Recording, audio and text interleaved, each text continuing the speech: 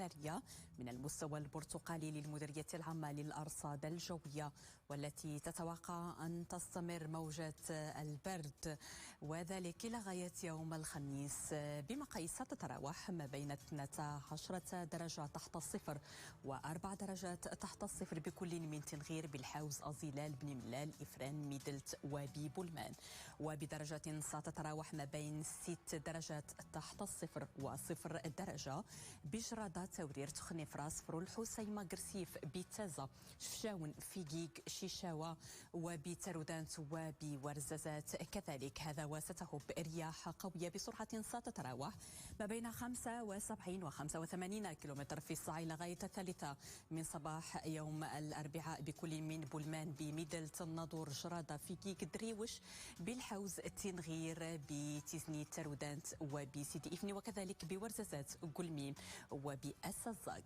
هذا ويتوقع نزول ثلوج بالمرتفعات التي يفوق علوها 900 متر إلى غاية الثامنة من صباح يوم الأربعاء، وذلك بمرتفعات الأطلس الصغير المتوسط بمرتفعات الريف، وكذلك بالهضاب العليا الشرقية.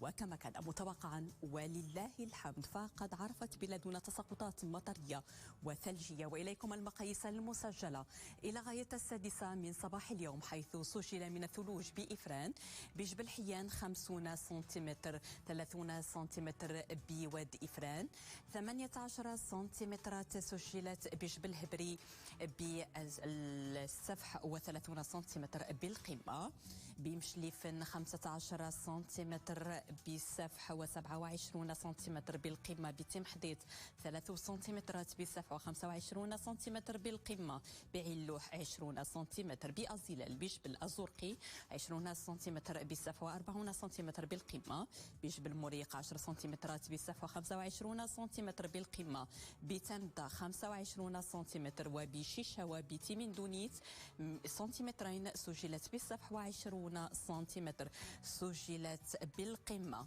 بتازا ببويبلان 20 سنتيمتر بالقمة و10 سنتيمترات بالسفح، بقرسيف 10 سنتيمترات بالقمة و7 سنتيمترات بالسفح بجبل بونصر، وبميدلت بأغبال 8 سنتيمترات بالقمة و3 سنتيمترات بالسفح. هذا وسجل من الأمطار ببن ملال 33 ملم، 30 ملم بإفران، 24 ملم بتكركوست، 22 ملم بمراكش، 19 ملم بوجدة، 18 ملم بسيدي سليمان وبتازا، 15 ملم بسلا، 12 ملم بمكناس، 10 ملم سجلت بالرباط وبأسفي، 9 ملم بفاس، ناظور، بن سليمان والقنيطرة، 7 ملم سجلت بالدار البيضاء، بالجديدة، بالصويرة، الميناء، قلميم وتطمليل، 6 ملم بالمحمدية، 5 ملم بالرباط وبالنواصر، وكذلك بسطات، 3 ملم ببن قرير، بخريبكا، سيدي إفني وطنطان، مليمترين بشفشاون، ومليمتر واحد سجل بميدلت.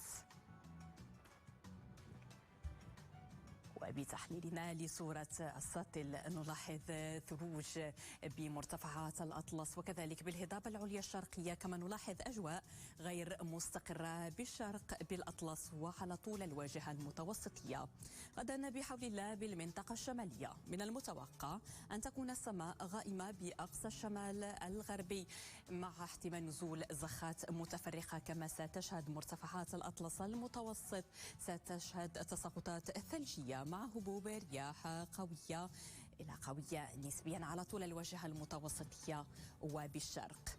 بالشرق وبمدينة وجدة ستصل درجات الحرارة خلال الليل بحول الله، ستصل إلى درجة 1، وستسجل كذلك ببوعرفة درجتين تحت الصفر بفيقيق درجتين تحت الصفر، ببوعرفة 9 درجات تحت الصفر، ببولمان 4 درجات تحت الصفر، ستسجل بحول الله بإفران درجتين، بفاس وبتونات درجة 1، بمكناس وبمدينة تازا، و7 درجات ستسجل بالرباط.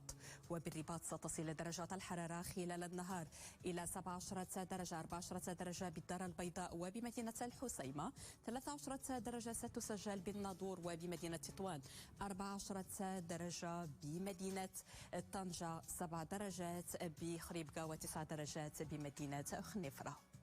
بوسط المملكة يتوقع عموما أن تكون الأجواء مستقرة، هذا مع هبوب رياح نسبيا قوية بالقرب من السواحل. درجات الحرارة خلال الليل ستصل بالراشدية بحول الله إلى درجتين تحت الصفر، درجة واحدة تحت الصفر بأرفود وبورزازات، درجة واحدة ستسجل بزاغورة، 4 درجات بطاطا، 5 درجات بترودات، و6 درجات مرتقبة بكل من أكادير وبمدينة الصويرة وكذلك بقليميم. وبقليميم ستصل درجات الحرارة خلال النهار ستصل إلى 17 درجة وستسجل بأكادير، 15 درجة بالصويرة وبمدينة أسفي، 9 درجات ببني ملال، و12 درجة بمراكش. بشمال الأقاليم الجنوبية يتوقع دائما أن تكون الأجواء عموما مستقرة مع سماء قليلة السحب إلى صافية، كما نلاحظ هذا مع هبوب رياح نسبيا قوية بالقرب من السواحل.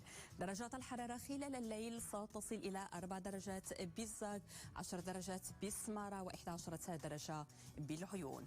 ودرجات الحرارة القصوى ستسجل 18 درجة بالزاك، 17 درجة بطنطان، 20 درجة بطرفاية، 21 درجة بالعيون وبمدينة سمارة، 19 درجة ببوشتور، و18 درجة بجلتة زمور. بأقصى الأقاليم الجنوبية أجواء دائما صحوة ومشمسة إلى قليلة السحب، كما يظهر درجات الحرارة ستصل ببئر أنزران خلال الليل ستصل إلى 6 درجات، 9 درجات بأوسرد، 15 درجة بالدخلة، و14 درجة بالكويرة. ودرجات الحرارة القصوى ستتراوح ما بين 20 درجة بأوسرد، 21 درجة ببئر أنزران، 22 درجة بالدخلة، و21 درجة بالكويرة.